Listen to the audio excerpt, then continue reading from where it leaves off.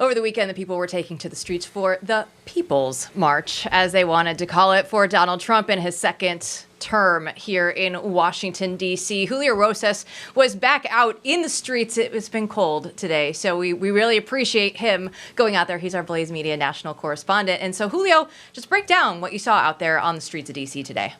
So, you know, it's interesting because, I mean, I've been covering protests in the D.C. area for quite some time, and this one, it felt different. I mean, that's kind of like what's to be expected, right? Not only for the change on the positive side, but like kind of the change on the negative side. And the reason why I say it felt different is because there was actually a lot of bashing on the Biden-Harris administration, right?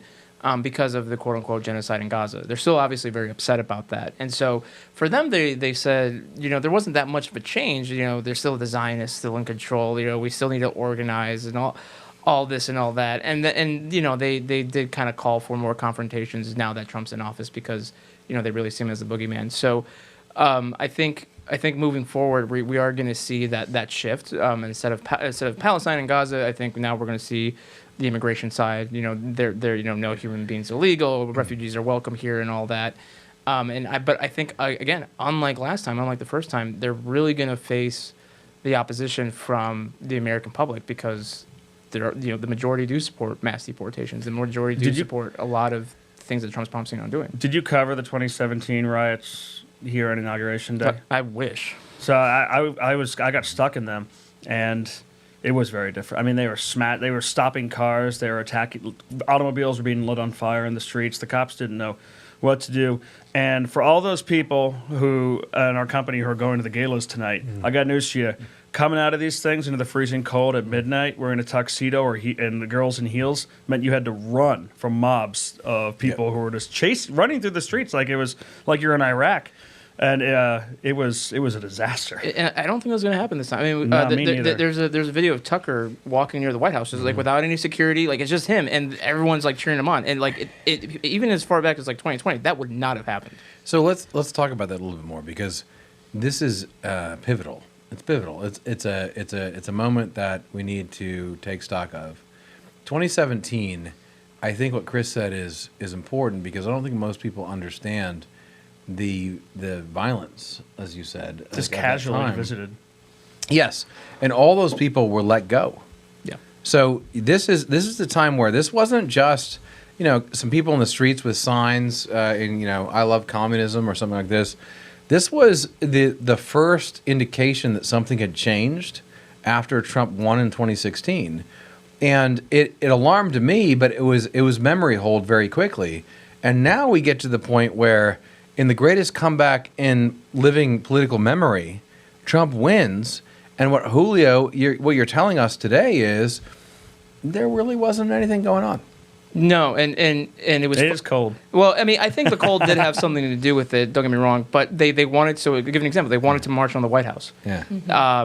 And D.C. police were saying, no, you're not going to be able to get to the White House. And then they even, on top of that, they said, well, there's even also military checkpoints because the National Guard is out. They said, and we have no jurisdiction over them. And let me tell you, they're not going to let you through either. I mean... Did you at least get to see the great D.C. tradition of wealthy white women screaming that black police officers are racist? I've seen it so many times. It's so weird. That was Saturday. That was Saturday? That was Saturday. That was like the Boomer Gen X march. For, but even then, even that one, that turnout was much lower than it was in 2017. But Julio, let's not undersell this because it's not every day that you see a guillotine around, and there was one out there. Actually, there was a mock guillotine. Yeah, Chris was born near the guillotine. And to your point, Jill, like you are correct. I mean, it is right now. It is kind of easy to mock them and belittle them because they deserve it.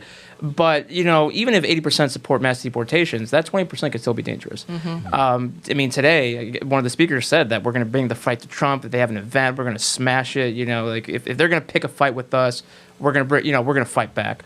So it might not be kind of like what we saw in 2020 where there's hundreds of thousands of people, but you only that's when you'll see the pictures. You only need like 100 people to kind of cause kind of that chaos. And that's when you'll see the chaos. Yes. I mean, the country could barely take seeing one picture of Elian Gonzalez being deported by, I think, the Clinton administration. Right.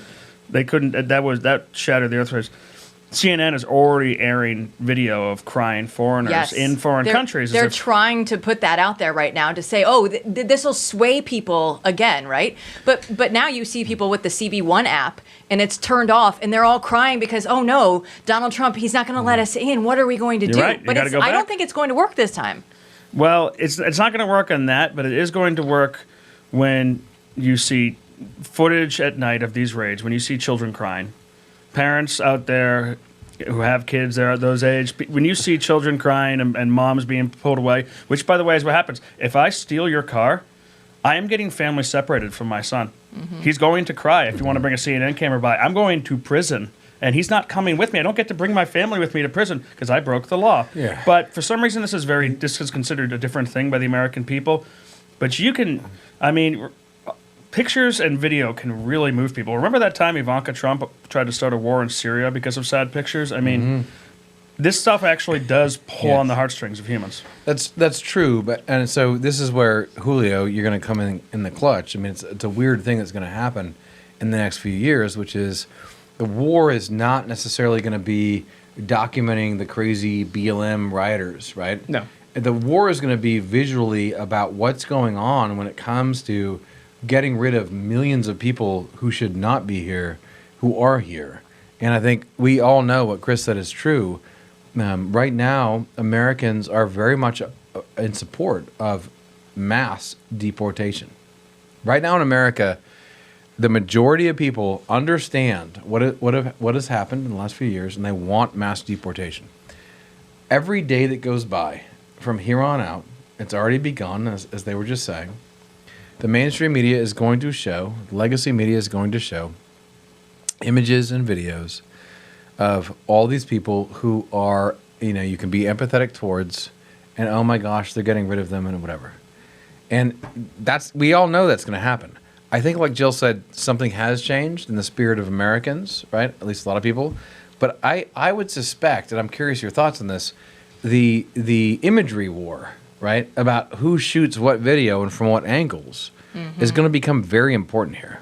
Right, and that's why it's important that we'll be I'm still working out the final details, but the plan is to be on those raids with ICE. We will finally, after 4 years after being iced out, we'll be well done. Border Patrol and Well ICE. done. And that's Inauguration Day, ladies and gentlemen. Yes. But yeah, Ice it's out, Julio Rosas. important, right? It's important because this is. I was telling Glenn this morning. This was an issue that Trump won on. This was number 2 or number 3, right behind the economy, which was also being affected by this massive self-inflicted problem. So, I think Trump is really gonna. I don't think he's gonna waver on it. And obviously with that, him following through on that, yeah, maybe people who were kind of just ambivalent about today, maybe they'll finally get off the couch and say, you know what, yeah, I'm going to go out and protest outside of to protect the migrants at my local migrant shelter, because now, like New York City, you throw a stick and you'll hit one. But they've also, just while Trump has gained so much credibility over the last 8 years, the left-wing protest movement has lost so much credibility. That is true. The pictures I saw in D.C. in 2017 at the Women's March, which, by the way, was so big because of everyone here who's stuck in D.C. right now with the canceled inauguration knows the pain of non-refundable airplane tickets and non-refundable hotels. All the girl bosses who brought their daughters from the upper middle class and the wealthy class to Hillary Clinton's inauguration couldn't cancel their tickets. So we had the Women's March. And that stuff, the Linda Saracen stuff, the BLM stuff, it is so discredited at this point that I think they're going to have a difficult time reinvigorating the Occupy Wall Street, Linda Saracen, or whatever her name is, Women's March. Oh, Linda Sarsour? Linda Sarsour. Pink hats. Yeah, Saracen. Yeah. Like he said, whatever her name is. Pink hat stuff. Spiritually accurate. It's going to be... that's lost credibility. It not only did not do anything, but it's so corrupt. I mean, one of the founders of BLM just lost 2 mansions in the LA fires. Mm-hmm. Yeah, 2 out of the 3 mansions that she had. It's...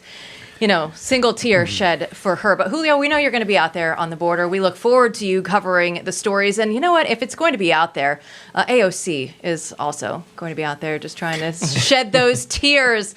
We have to have she'll finally find the border again after 4 years. all of those days have gone by. She'll finally figure out where it is again. But we'll look forward to you joining. Ladies and gentlemen, like Julio has been out in some cold weather all day. I'll give him some Northern Climes props. It has been cold. It has been. I do not blame Trump at all for moving it in. It was awful. Do you blame global warming? It was funny. They did mention that too. They're saying climate change is still a thing despite it being cold today. They actually did mention that. They're amazing. It's pretty funny. They won't stop. No shame. No shame. Shameless.